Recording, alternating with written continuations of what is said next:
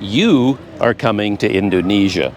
It could be a business trip, maybe you're attending a conference, or you could be a low-budget backpacker and you're going to roam around all 17,000 islands, traveling by local bus, train, and boat. Should you use QRIS and an e-wallet on your trip? Yes, absolutely, I think you should. Of course, I could be biased because I've lived in Asia for a long time and I'm accustomed to e-wallets. I love using them. But you could be from the West, you could be from the United States or Europe, and maybe you don't even know what an e-wallet is. Maybe you've never even heard of them. You've almost certainly never heard of QRIS. But I think QRIS and an e-wallet offers a lot of benefits for any visitor coming to Indonesia. But first, what is an e-wallet? We all know what a regular wallet is. Here's mine, a little worse for wear, about 7 years old, a little dorky with Velcro and zippers. We all keep our wallet in our pocket or in our purse, and we fill it with money. And everywhere we go, we pay for things with cold, hard cash. An e-wallet is just like that, except it is on your smartphone. You fill it with money, and then you spend it.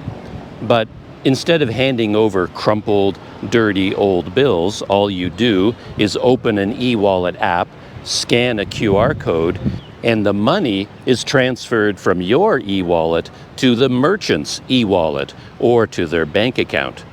And this payment goes through the QRIS QR code payment network. You'll hear people talk about QRIS a lot, QRIS. It stands for Quick Response Code Indonesian Standard. It's a big topic in the news and a source of national pride here in Indonesia.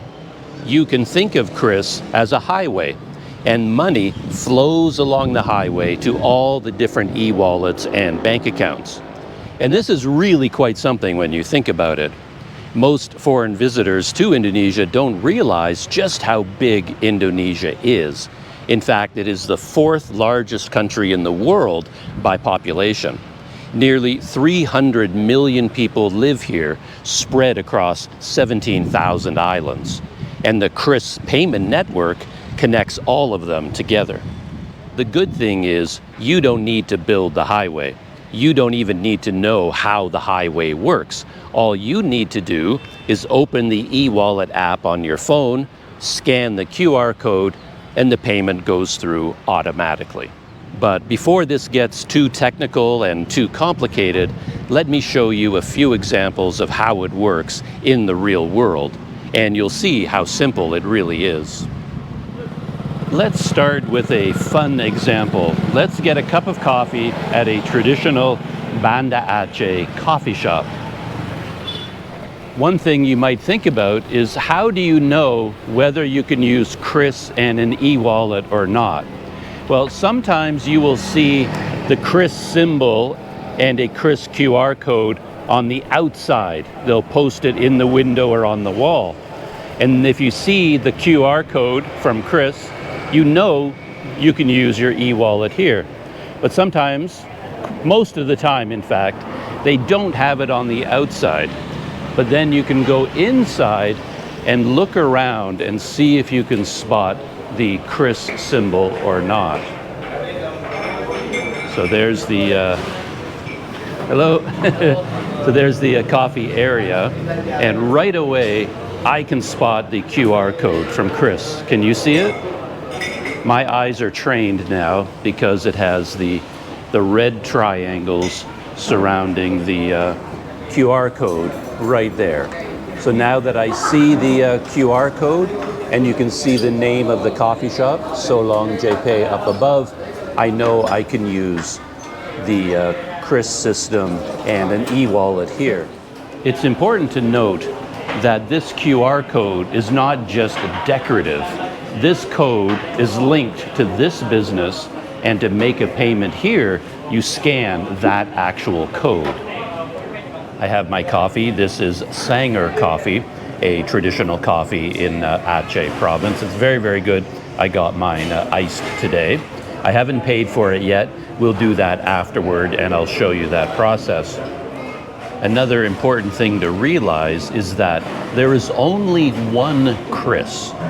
QRIS, by definition, is the national QR code standard for the whole country. But even though there is only one QRIS, there are actually many different e-wallets. And that's kind of the whole point of the QRIS system. They standardized QR codes. In the past, every e-wallet used a different QR code. So a coffee shop like this one would have to have 5 different QR codes on display, one for each of the major e-wallets. But then QRIS came along and they standardized it. So every e-wallet can scan the same QR code. That's QRIS. So even though there is only one QRIS, there are in fact many different e-wallets, and you can choose which one you want to use. Currently, I'm using an e-wallet called GoPay, which is part of the GoJek super app. I think it is the most foreigner-friendly one, has more English in the menu systems. It just feels more accessible to foreigners, I think, than the other ones. And I would recommend starting off with GoPay and GoJek. See if you like it. But you can also use OVO, or Dana, ShopeePay, other e-wallets like that. And once you choose which e-wallet you want to try, all you have to do is download the e-wallet app to your phone and open an account. And I'll show you how to do that after I've shown you all of these fun examples. All right, my coffee is done, and now it's time for me to go up to the counter and pay using my e-wallet to scan the QRIS code. Let's see how it works out. So here is the GoJek app on my phone. So I'm going to open the GoJek app. And here you can see a line shows my balance. I currently have 64,000 rupiah, more or less. And then there's a button over here that says pay. Very, very small button. And that's the button you click on to open the scanner. And you're not using the phone's scanner, technically. You have to scan the code from inside the app. So you don't look for a scan button, you only look for the pay button, and then that will automatically open the scanner. So, bisa QRIS? So they do use QRIS, so you hit the pay button, opens the scanner, and there we have it. Berapa harganya? 15.000. How much? 15,000. Okay, 15,000. So 15,000, 15,000. So you enter the amount, 15. So 15,000 rupiah. You hit the confirm button. Now I pay 15,000. And then you can either enter your PIN or thumbprint to confirm. And now they are processing the payment. And we should see, there we are, payment successful. Okay, And you can show the screen to the people at the coffee shop, and they can confirm that you paid. Okay, thank you. Terima kasih. Yes, thank you. Thank you. And now that I've paid, if you want to, you can confirm all the details to make sure that everything's okay. There's a line here called Payment Detail. Click on that little down arrow, and you can see the payment method was GoPay. Successful payment, the time, the date, transaction ID, who the payment went to, and the amount. And down here at the bottom, there is a share receipt button. So everything looks great. Nothing really could be easier. Pro tip for a beginner using QRIS and e-wallets, probably one of the most important things to know is whether or not you can use QRIS and an e-wallet to pay for your purchase, to pay for your meal, to pay for your grab car, whatever it is you're doing. And there are a variety of situations you'll run into here in Indonesia. I talked about it a little bit at the beginning. So the first thing you do is look at the outside of the business, and if you see the QRIS symbol and the QR code in the window or posted on the wall, you're good to go. If not, you can go inside the business, and they often have the QRIS sign mounted near the cash register, near the cashier. If you see it there, again, you can pay with your e-wallet by scanning the QRIS QR code. But sometimes you don't see a sign on the outside and you don't see one on the inside, but they can still accept QRIS because they might have the sign, but they've sort of tucked it away behind the counter. That happens to me quite a bit. So instead of putting it out on display, for some reason, they have it behind the counter and it's hidden from view. Sometimes they have a whole different system where they have a machine and they have to enter the transaction into this machine and it presents the QR code. Or they will even print out a receipt and the QR code will be printed on the receipt. Hello, how are you? And in all those cases, it's not completely obvious that they accept e-wallets by scanning a QR code. So what you can do, finally getting around to my pro tip, you just ask Bisa QRIS or Bisa QRIS. People pronounce it two different ways, QRIS or QRIS. And Bisa in Indonesian kind of means can I, or is it possible? So saying Bisa QRIS, may I pay with QRIS? So no matter where you go, you can just go up to the counter, go up to the clerk, go up to the waiter, the attendant, whoever it is, and say, Bisa QRIS? And then they will say yes or no. And then they will show you the QR code that you have to scan. So remember that very, very powerful, very important phrase, Bisa QRIS? I am here at the main mosque of Banda Aceh, famous for its beauty and for having survived the 2004 tsunami. And at the entrance to the mosque, there's a small building where you leave behind your shoes and sandals. And they ask for a 1,000 rupiah donation for this service. So they have a cash box here, a traditional money box, right, with a slot on the top where you can insert your 1,000 rupiah. But they've modernized, and you can also pay with QRIS by scanning this code right here. It's quite easy to do. You just open your e-wallet. In my case, I'm using GoPay, which is a part of GoJek. So I'm going to open GoJek, and in the app, you'll see a small pay button. If I click on that pay button, it will open up a scanner. You can see there's a scanner running, and you scan the QR code, and it will open up a payment window. And the way it works here is that you don't enter the amount. They have a 1,000 rupiah preset amount. And then all you need to do is click on the pay button at the bottom, and 1,000 rupiah will be transferred from my e-wallet to their bank account or to their e-wallet. In this case, I have to enter my PIN. I have it set up that way right now in order to authorize the transaction. And now they are processing my payment. And there you have it. And you get a sign here, successfully paid, and then it gives you the name of the company. Payment detail. You can open up a more detailed window that shows you the time, the date, transaction ID, and you can see the amount that you've transferred. Okay. Pro tip, to do this you need to have an Indonesian phone number and a SIM card and a mobile internet connection.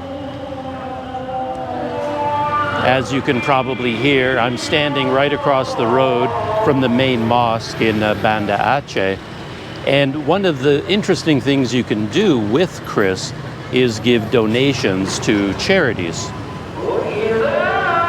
And all around Southeast Asia, we recently had a bad storm with heavy rains and flooding and landslides, and Aceh province was hit very hard. And this is one of the many organizations that is raising money for relief. And great thing with QRIS is you can put your QR code anywhere you like, and you can scan this code and make a donation to this charity. So just like any transaction, you just begin by opening your e-wallet. In this case, I'm using GoJek. You can see my balance there. I have 114,000 rupiah in my e-wallet at the moment. Click on the pay button, which opens up a scanner. And now, assuming you have an internet connection, you just scan the QR code.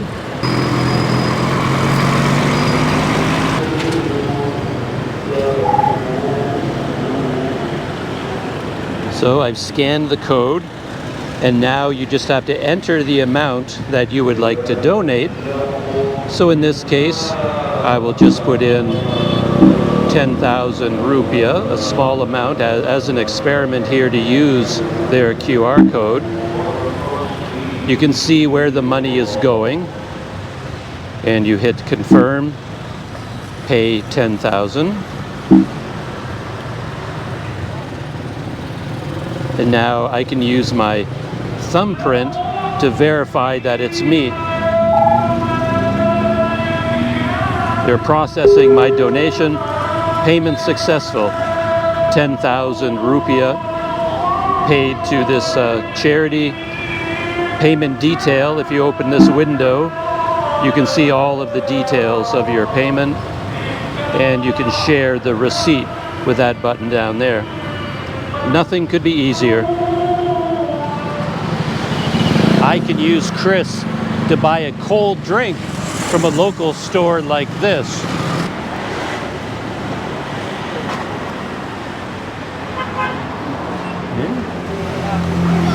So this is a typical sort of shop. Right here, there's the counter. I don't see a QRIS code yet. But right there on the counter, you can see that they have the QRIS code right there. So that means we can use it in this shop.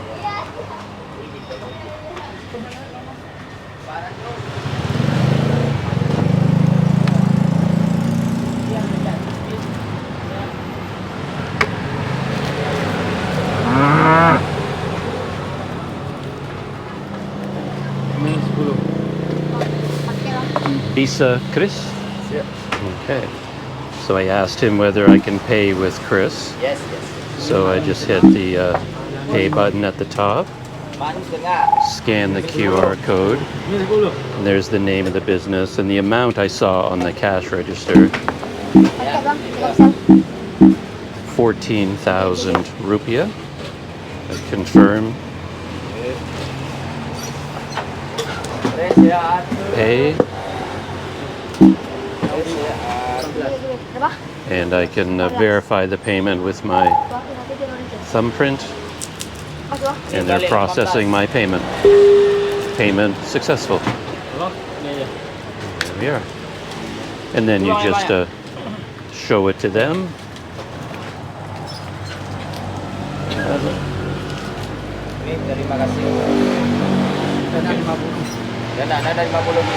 Oh, it's okay. It's okay. Terima kasih. Okay.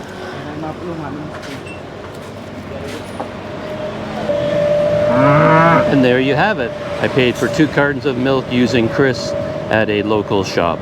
Nothing could be easier. Pro tip, if you just want to tell the clerk or ask the clerk if you can pay using QRIS, you can just say, Bisa QRIS? Bisa means something like, can I, or may I, or is it possible? So Bisa QRIS, is it possible to pay with QRIS? and they will nod yes or shake their head no. But all you really need to say is QRIS with a questioning tone, and they will know what you mean. Pro tip, in some places when you pay by scanning a QRIS code with your e-wallet, you have to enter the amount that you're going to pay. So I paid 14,000 rupiah for my 2 cartons of milk. But you have to be very careful in Indonesia not to enter too many zeros. You can get carried away sometimes, 140000, and if you've added 1 extra zero, now you're paying 140,000, 10 times more. So, and that's very easy to do when you're dealing with a foreign currency, something you're unfamiliar with. So always be very careful to check the amount that you've entered before you hit the final payment button. I can use QRIS to buy medicine or personal toiletries from a pharmacy.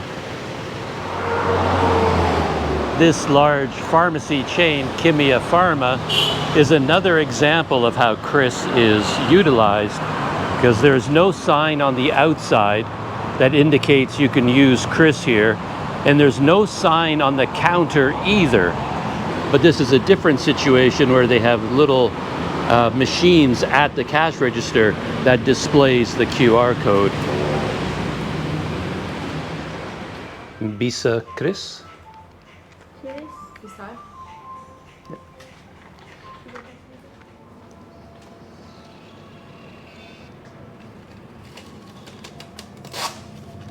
And there's my QRIS QR code printed out.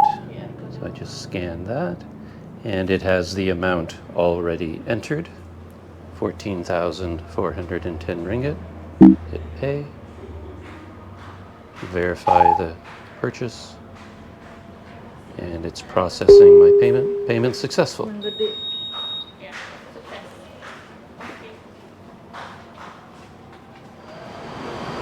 And there you have it. Nothing could be easier. I just had to tell the woman I wanted to pay with QRIS, Bisa QRIS, and then she got out a little machine and it printed out a QR code for me to scan. Pro tip, when it comes to security, you can set up your e-wallet any way you like. That to confirm the payment, you have to enter your PIN, or you can set it up to use fingerprints, or you can also use facial recognition. It's your choice. Pro tip, when a business uses their own machine like that to produce a QR code, the amount that you need to pay is automatically inserted into your e-wallet. So you don't have to enter the amount. You just have to make sure the amount is correct. Then you hit confirm payment. I can use QRIS to buy things at large supermarket chains like Suzuya. So I'm only making a small purchase. Bisa QRIS? QRIS dari bank apa? QRIS, like a GoPay? Okay. Yep. So they do accept QRIS here. So I just click on the pay button and they produce a QR code with their machine, I believe.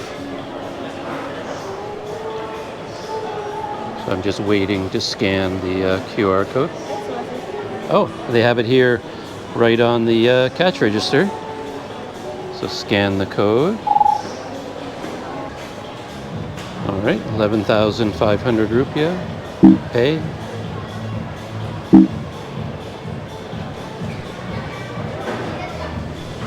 And I verify with my thumbprint,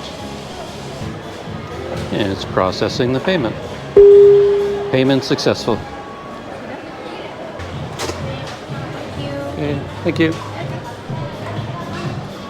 And there you have it. I purchased a carton of milk with QRIS. It was a different system. I've never encountered that one before, where they showed the QR code on the screen of the cash register itself. And then after the payment went through, then they had to go back and enter some sort of a QRIS payment ID number back into the cash register in order to produce this normal receipt. So it was a little bit slower and less efficient than I'm accustomed to, but eventually it got done. I can use QRIS and an e-wallet app to buy a cold drink or any kind of snack from a convenience store like Indomaret behind me. Now, it's important to note that Indomaret and Alphamart and a couple of other stores are different from the norm. Normally, when you go into a coffee shop, into a restaurant, into a store, they have a QR code, a QRIS code on display. You take out your phone and you scan their code. But here at Indomaret and at Alphamart, it's the opposite. You put a QR code on your phone and the store clerk takes a scanner. They scan the QR code on your phone. Sounds complicated, but it's easy. I'll show you how it works. It won't be that clear on my phone here, of course, but I'll put in some screenshots to help you see what I'm doing. So you start out the normal way. You just click on the GoJek app. It opens up GoJek.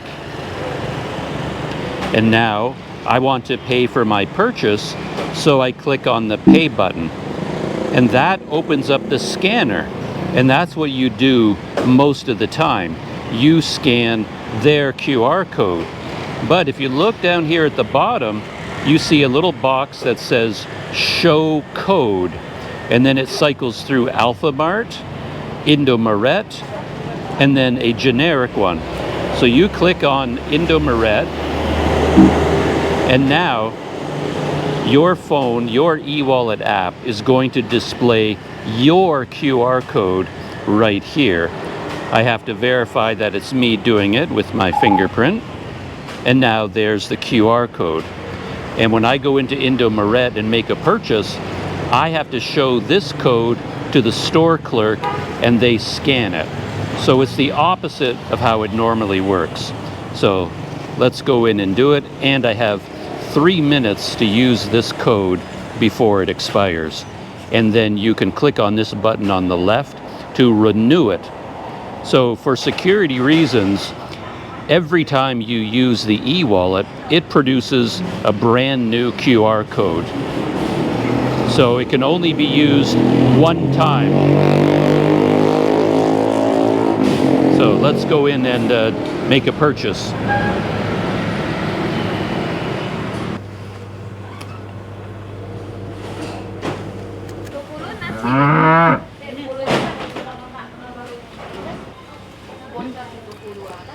Bisa QRIS? Dari? Dari siapa? GoPay. Yeah, GoPay. GoPay. Tapi balik dia tu, balik di ni.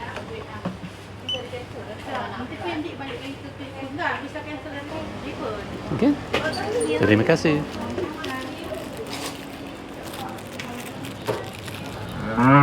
And there you have it. My favorite drink in the world, cold milk, purchased with my GoPay e-wallet. I don't know if you noticed it because it happened so quickly, but in this case, the clerk scanned the QR code on my phone. And in this case, she asked me which e-wallet I'm using.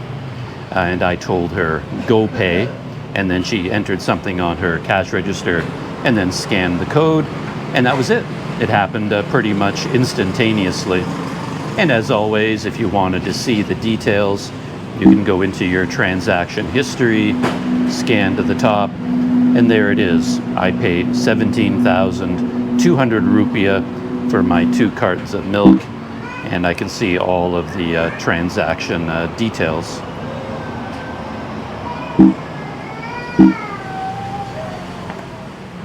Pro tip, the QR code is designed to be readable from any angle. So how you present your phone to the clerk, it doesn't matter. So I don't have to hold it like this. There is no up or down. So you could even hold it sideways.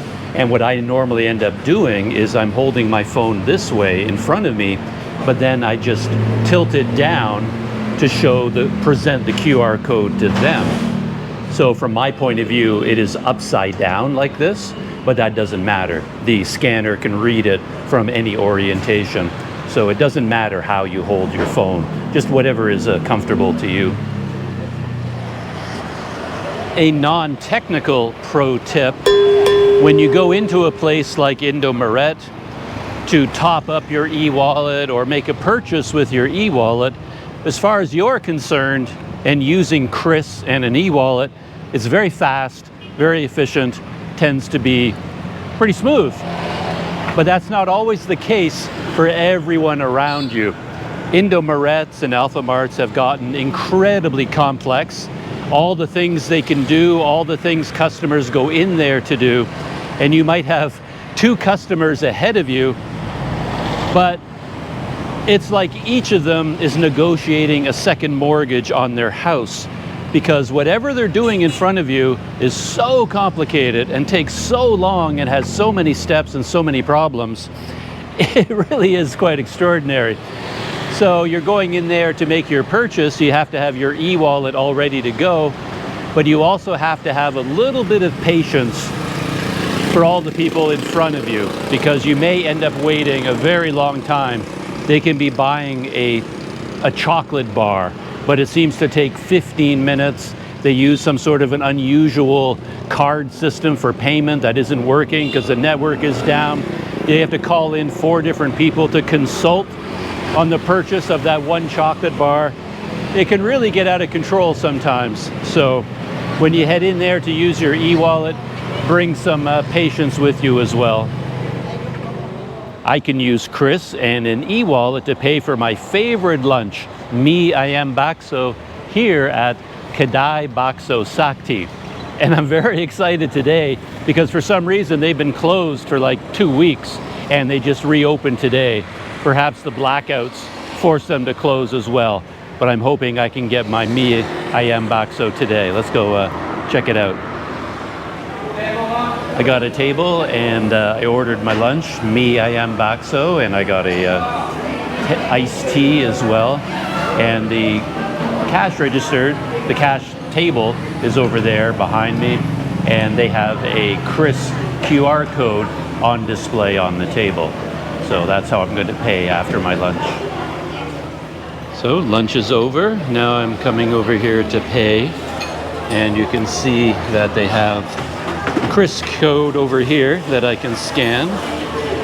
So Visa QRIS here. So I open the GoJek app, pay, and then I scan their, oh, it's scanned from a distance. Berapa harganya? Okay. 21,000. Right there. Bakso Sakti. Confirm. Pay. And then I just have to authorize with my thumbprint. Processing your payment. There you go. Payment successful. There you are. And then he's going to take a picture of the payment screen. Okay. Terima kasih. All done. No problem. Some people at the next table were asking me about my YouTube channel, and I told them I was making a video about using QRIS, a foreigner using QRIS and an e-wallet. So there you have it. 21,000 rupiah. That was for mie ayam bakso and a bottle of teh ice, basically teh botol. Pro tip: the QR scanner built into these e-wallets are really sensitive, so you don't really have to be that close to the QR code. You just sort of wave it in the general direction and it just picks it up instantly. The QR code system is quite sensitive and yeah, it can read it from a great distance. But if you're in an environment where it's very dark and your scanner is having trouble picking up the code, the GoPay e-wallet, and I believe all e-wallets have this feature, has a little light symbol, like a flashlight symbol on the scanner window. And if you click on that button, it will turn on your phone's flashlight and it will brighten the QR code and make it easier to read. But it's pretty rare that you would need that. Maybe if you're in a grab car at night and it's dark inside the car, I can see that feature being very useful. So it is something to know about, that you can boost the lighting inside the e-wallet scanner just by hitting that little flashlight button, top right-hand corner on GoPay. Pro tip, big pro tip, these e-wallets in Southeast Asia have gone international.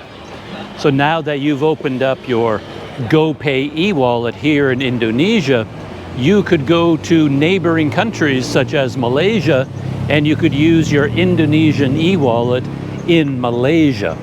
And that's because each country has its own standardized QR code system. Here in Indonesia, it's called QRIS, and in Malaysia, they have an equivalent system called Do It Now. But these QR code payments, the national banks from both countries have made an agreement to link the systems. So you can take an Indonesian e-wallet and you could scan Do It Now QR codes in Malaysia, or you could come from Malaysia with a Malaysian e-wallet such as Touch and Go, and you can scan QRIS codes here in Indonesia. And in fact, I have an entire video all about that. So if you happen to be going to Malaysia first and you end up with a Touch and Go e-wallet, you can keep using it while you're here in Indonesia. Just check out my video for all of the tips about how to do that. An example of another category of things you can do with an e-wallet using QRIS, you can buy tickets for the local museums here in Banda Aceh, such as the Museum Aceh. This is the big history and culture museum. It's a wonderful museum, like one of the gems of Banda Aceh in my opinion. It has a Rumah Aceh here on display, lots of very interesting exhibits. And I know that because I came here once before and I bought my ticket using a Malaysian e-wallet called Touch and Go. I wanted to test if you could use Touch and Go to scan a QRIS code. So now I can kind of do part two. I'm going to buy a ticket for this museum, but I'm going to pay for it with an Indonesian e-wallet with GoPay. And let's see how this works out. Satu orang bisa QRIS? Yeah. So they have the QRIS code here on display for the Museum Aceh. And as always, click on the pay button to open up the scanner. Scan the code. It's 3.000? 15.000. 15.000. Ah, 15.000? Oh. So it's 15,000 rupiah. So I've entered 15,000. Confirm. And pay. And then I use my thumbprint to authenticate. Just processing the payment. Successful. I just paid 15,000 rupiah to the Museum Aceh. Dari GoPay, Yeah, GoPay.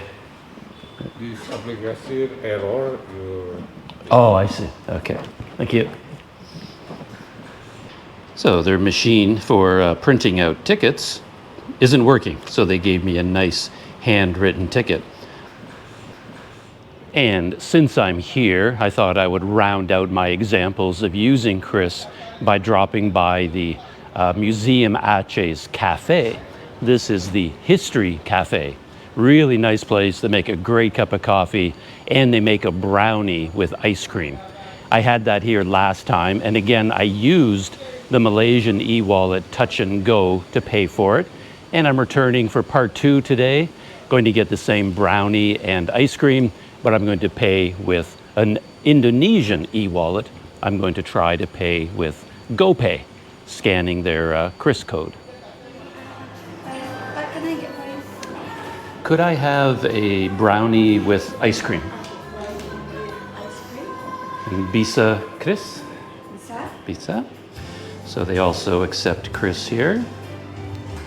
So I just hit the pay button, scan the QR code, and there we have it. There's the name, History Coffee Museum Aceh. And berapa harganya? 22,000. 22,000.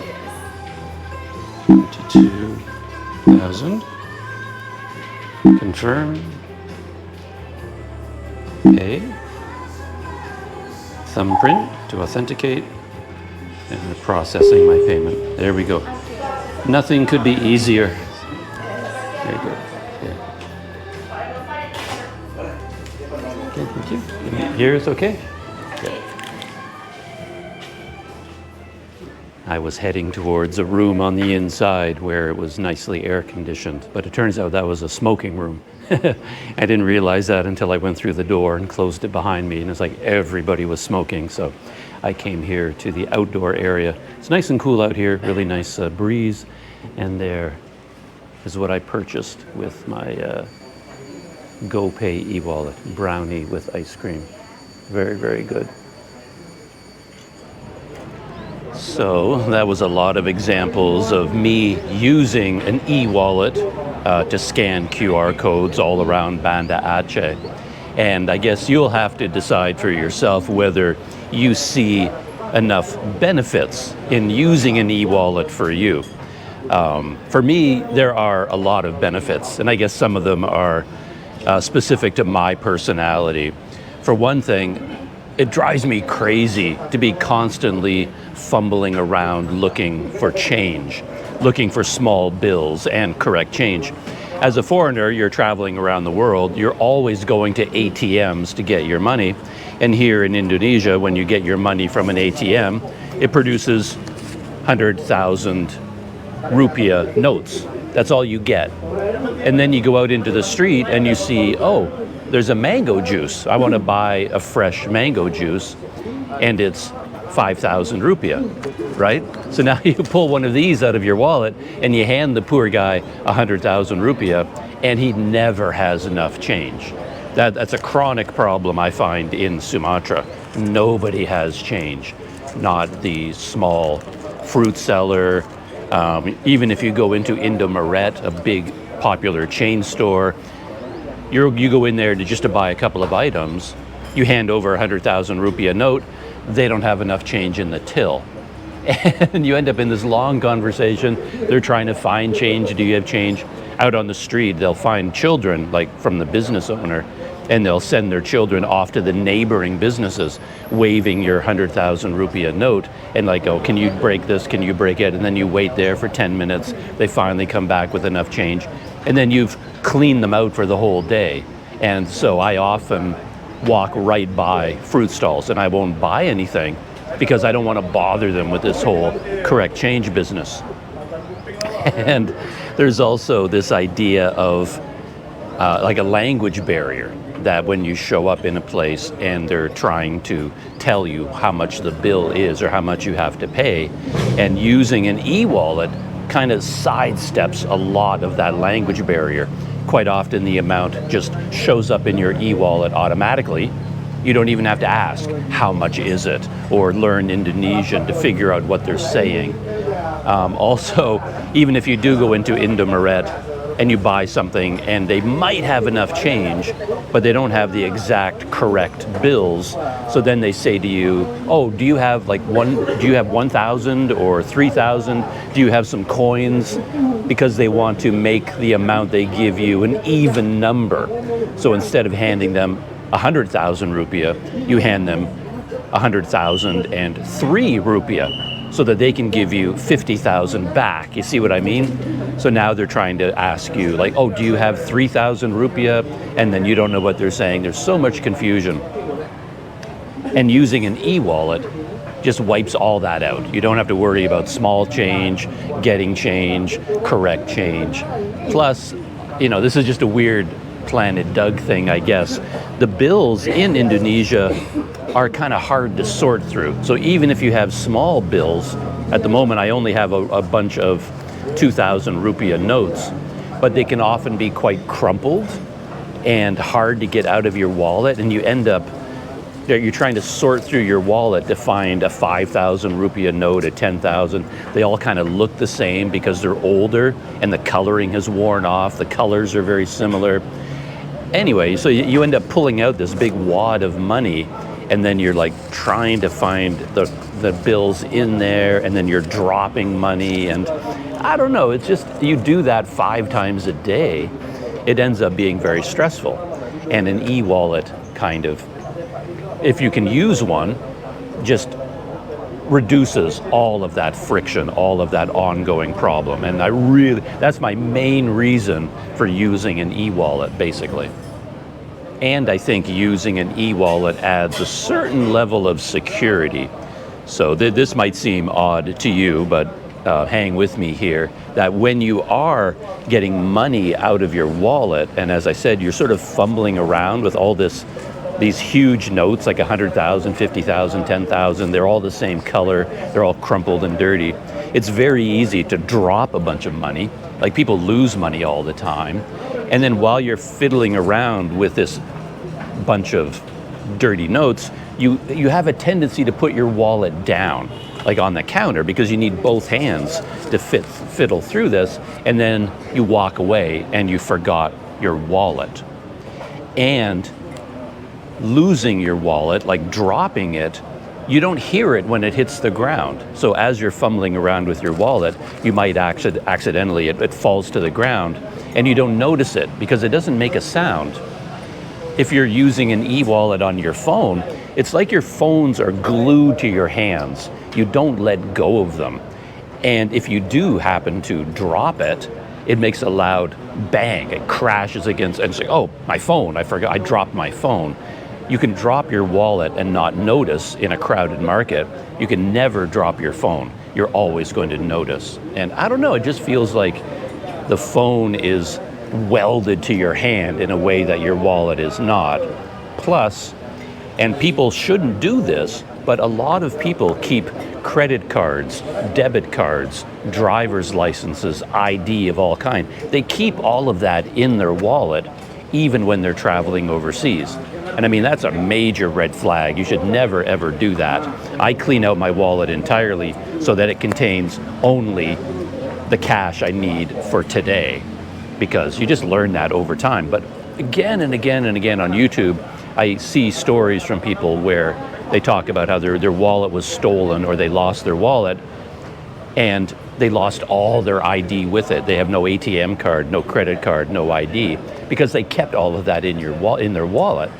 So if you use your wallet all day long to pay with cash, you're risking losing your wallet and all the documentation, all the credit cards, bank cards in your wallet. And if you're using an e-wallet instead, you don't have that risk. You don't have credit cards, you don't have bank cards, you don't have ID, in your phone. So I think that adds a little bit of security.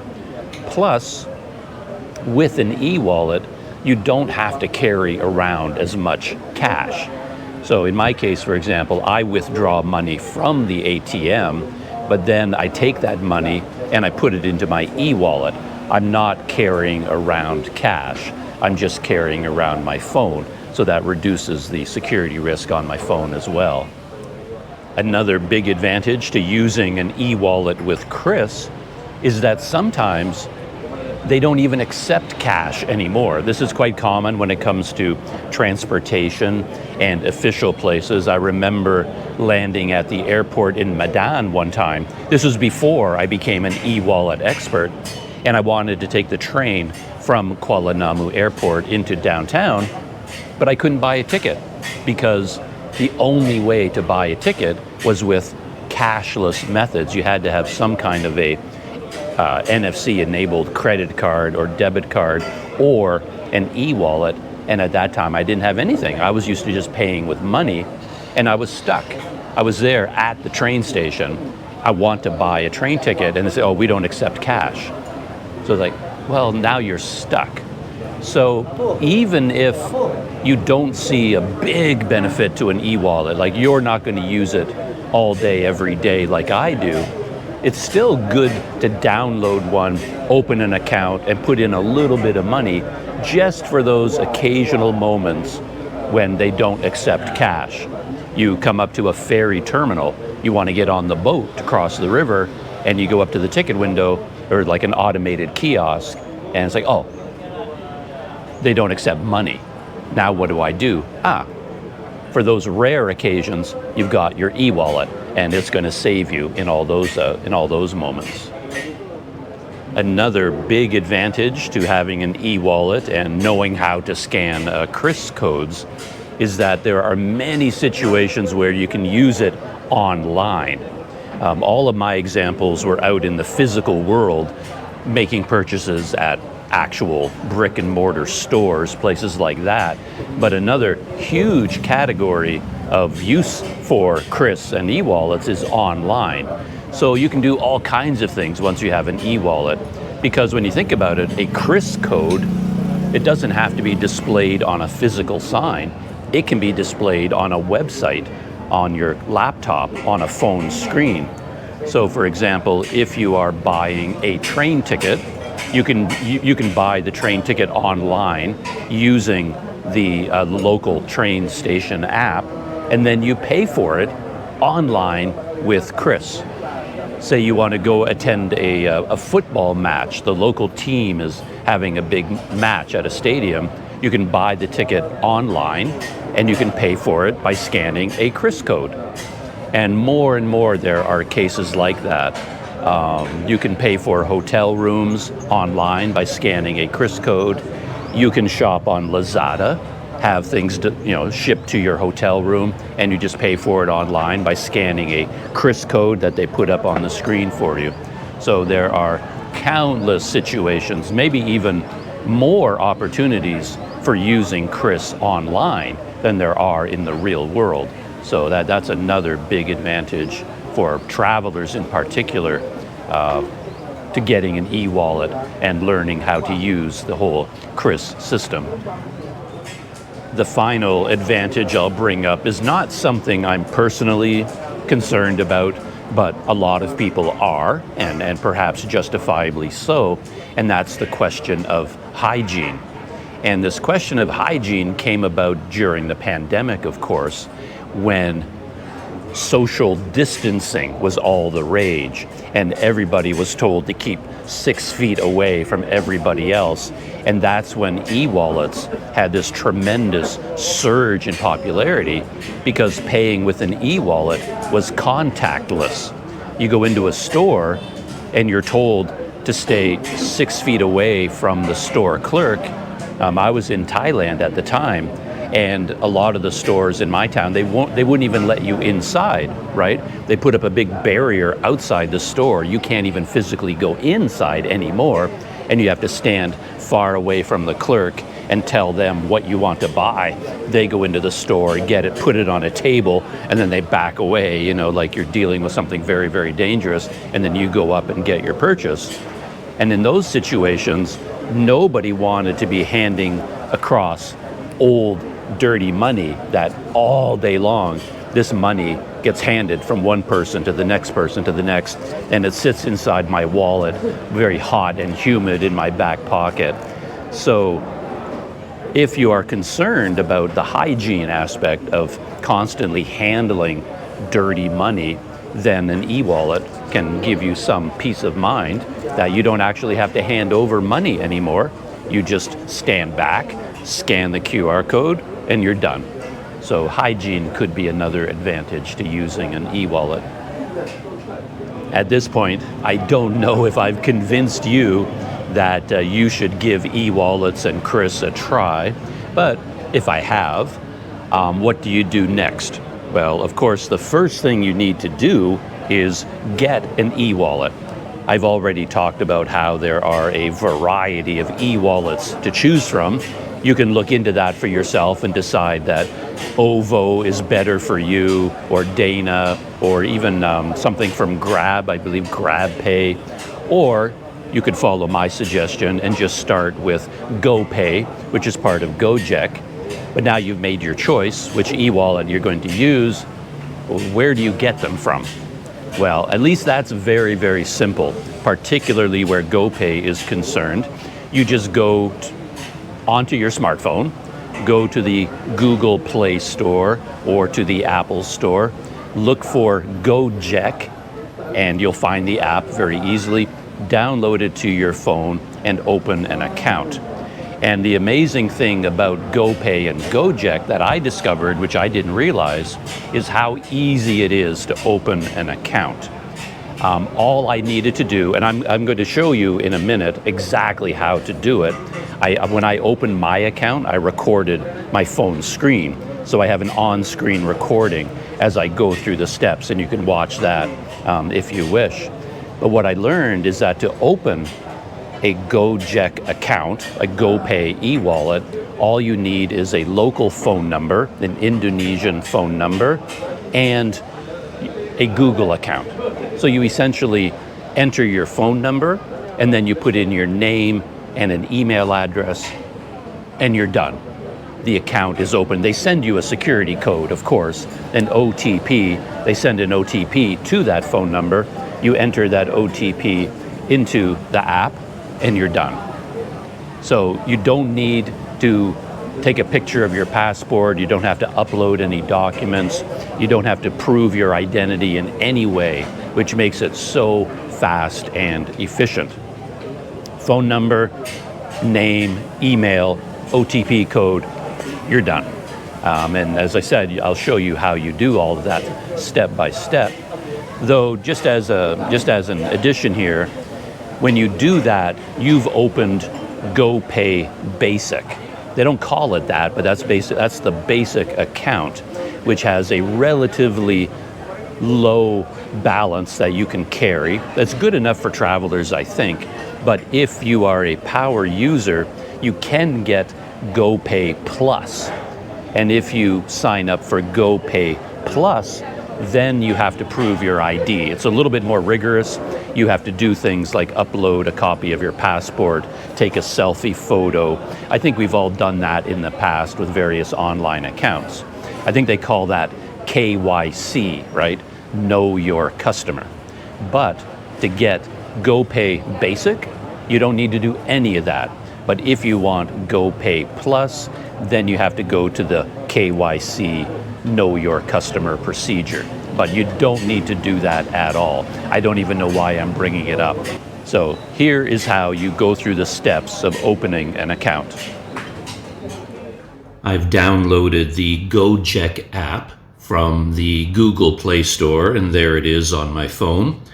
So all you do, of course, is click on it, and that will bring you to the sign-up page. Welcome to GoJek, your go-to app for a hassle-free life. And you can either log in if you already have an account, and I don't at this point, so I click the second option, I'm new, sign me up.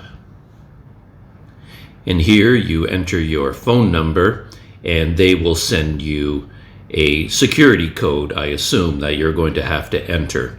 And you can see that it starts with the Indonesian code +62.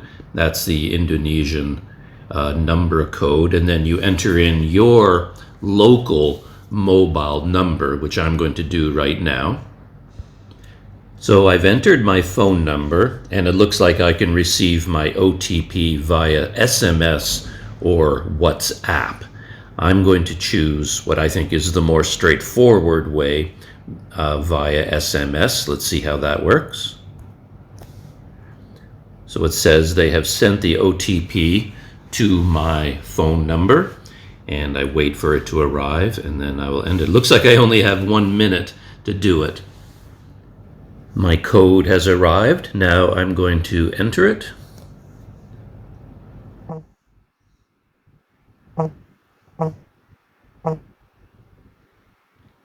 And then you go through the procedure of choosing, it looks like choosing a Google account and entering your name.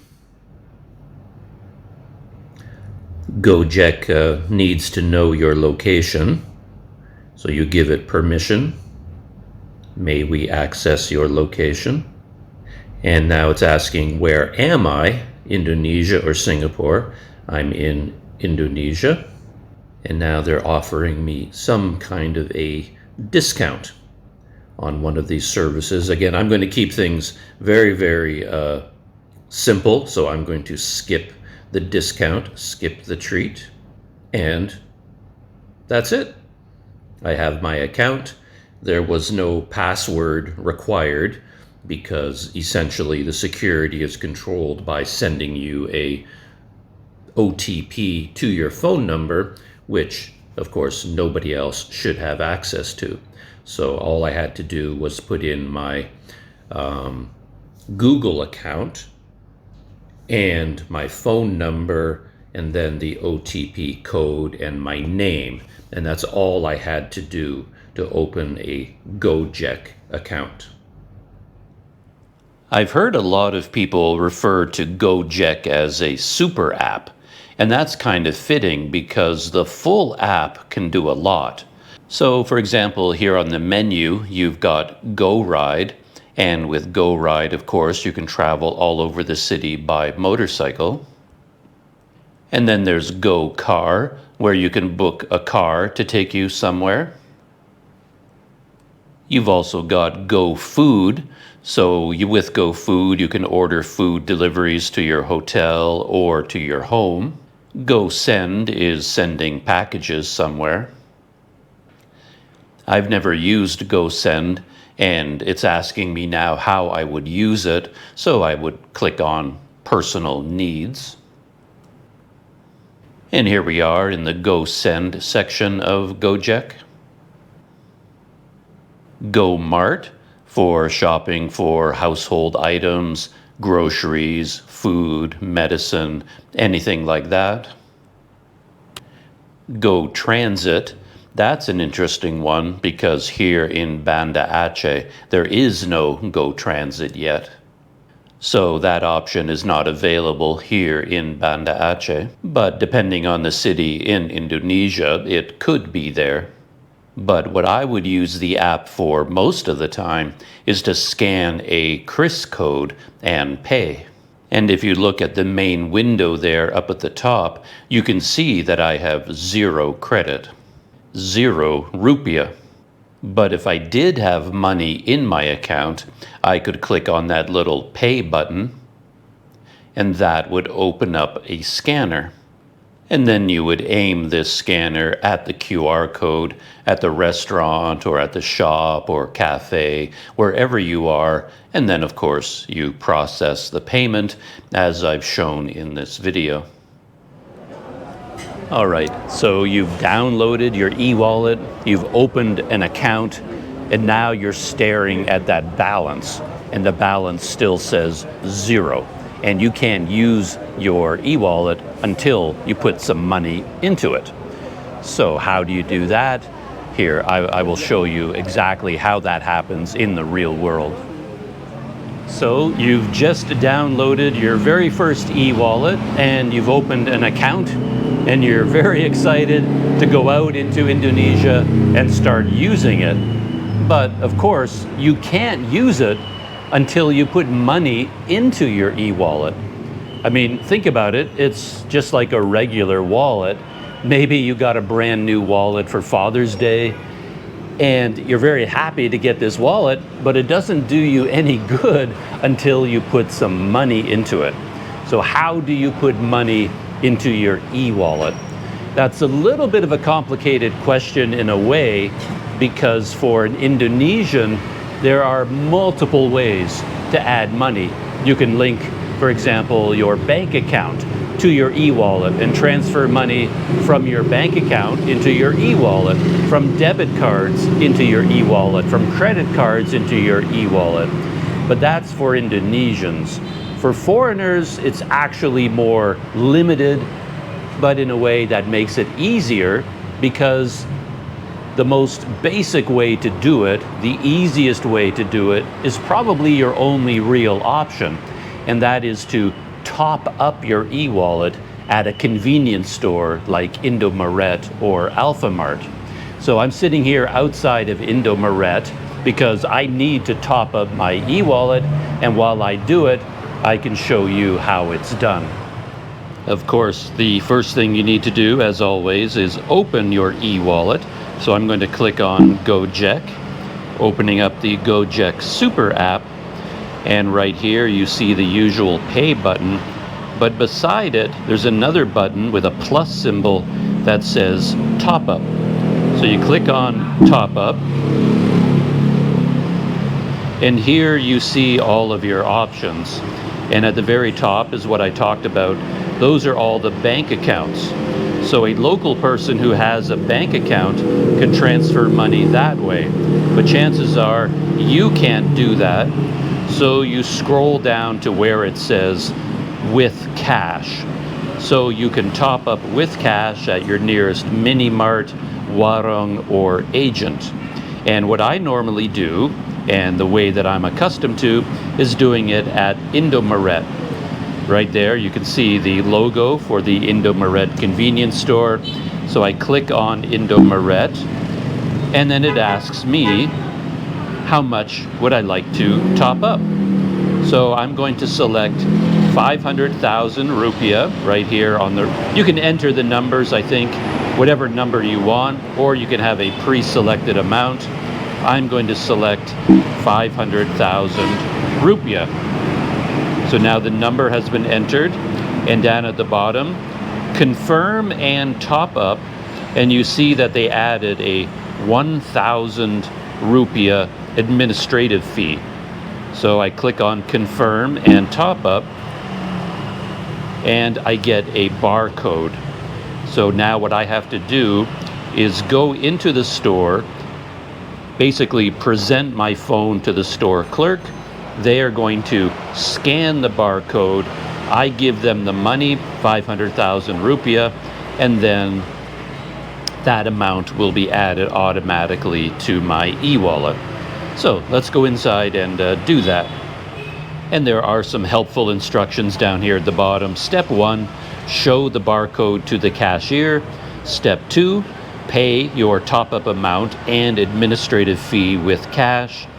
Step 3, once your payment is confirmed, the top-up should be received within 24 hours. In my experience, the top-up is pretty much instantaneous. The money appears in my e-wallet within a minute of confirming the payment. So let's see what happens this time. Oh, good. Top up? Yeah, GoPay.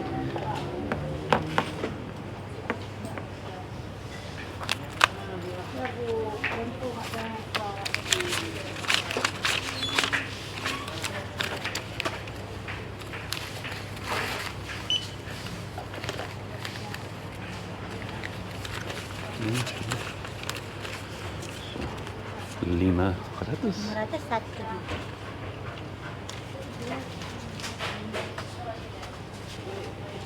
Thank you. Okay. Terima kasih. And there you have it. I have 500,000 rupiah in my GoPay e-wallet, which, as I said, that particular e-wallet is part of the GoJek Super app. And then all the details are here, and I had to pay 1,000 rupiah in cash as an administrative fee. All done. And there are a couple of different ways you can confirm that the transaction was successful. The easiest, of course, is just to look at your balance. And my balance here, it now says 549,000 rupiah. So I've added 500,000 rupiah to my e-wallet, and if I just click on the balance, it opens up my transaction history, and if I scroll all the way to the top, there you can see my transactions for today. 500,000 GoPay saldo, GoPay top up. And if you want to see the precise details for that transaction, you just click on it, and there you have all of the information, the time, the date, transaction ID, order number, and the amount. And up here at the top, also it lists the amount and where the transaction, where the top-up took place via Indomaret. Pro tip, I've mentioned a number of times that I'm using the GoPay e-wallet, and yet I keep clicking on an app called GoJek. So what's going on there? The thing is that the e-wallet itself is called GoPay, but it is embedded inside the GoJek Super app. And the GoJek Super app has all kinds of features. There's things like Go Ride for booking a motorcycle or a car. There's Go Food, Go everything, but there's also GoPay, the e-wallet. But if you want to, you can download a separate e-wallet app. So you can download GoJek and use GoPay from right inside GoJek. I think that's the easiest way to go about it and the simplest. But if you want to, you can also download an app called GoPay. So it is the standalone e-wallet app for GoJek called GoPay. So I can click on GoJek or I can click on GoPay. And if I open up GoPay, it is sort of a cleaner, simpler app because it only contains the e-wallet. But, and this is the key point, the balance in GoPay is shared with GoJek. It's exactly the same account, but you're just coming at it from a different direction. So even though I added 500,000 rupiah to GoJek, you'll notice that GoPay also has the 500,000 rupiah. It's the same app, it just looks a little bit different and the balance is shared across them. I hope that makes sense. But for a beginner, what I would recommend is just download GoJek. And all you have to do is click on the pay button and go from there. If you're a bit of a power user and you want to know everything, then you can also download the GoPay app and link it to GoJek, and then you can use either one depending on your mood. And now that you've topped up your e-wallet and you have money in it, you're all set to go out into Indonesia and go traveling and use all the advantages, all the conveniences of the QRIS system. And now that I've reached the end of the video, what is my conclusion? I mean, I think my conclusion is pretty obvious. I think e-wallets are the wave of the future.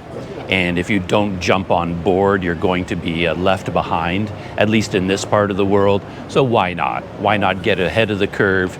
Even if you think you may not use it, you're here, you got some time in your hotel, you've got your phone, you've got Wi-Fi, download an e-wallet app, open an account, and then put some money in it. Just, you know, dip your toe in the water, see how you like it. You may end up loving it.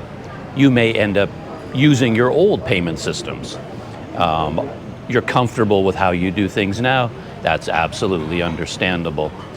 And the one caveat I'll end the video with, and I've realized that in Banda Aceh in particular, is that as amazing it is to use an e-wallet and QRIS, it is heavily, heavily technology dependent. It requires many, many different pieces of technology.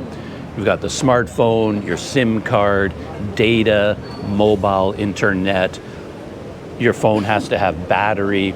QRIS has to be up and running.